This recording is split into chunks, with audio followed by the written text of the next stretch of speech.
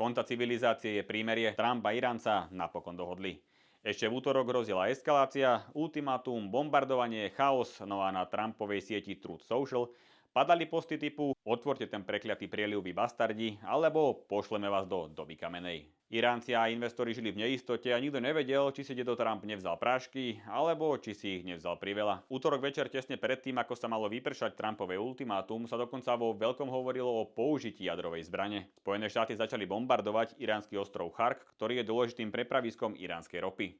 No napokon prišlo staré známe tako. USA a Irán oznámili dvojtýždňové prímerie, no a trhy zamierili nahor. Podmienkou prímeria je fakt, že Hormuz musí byť otvorený a hlavne bezpečný, čo sa na teraz zatiaľ nestalo. Situáciu taktiež komplikuje Izrael, ktorý nechce prestať s bombardovaním Libanonu. Na teraz však ropa padla o 15% a situácia sa aspoň čiastočne upokojila. Na ako dlho?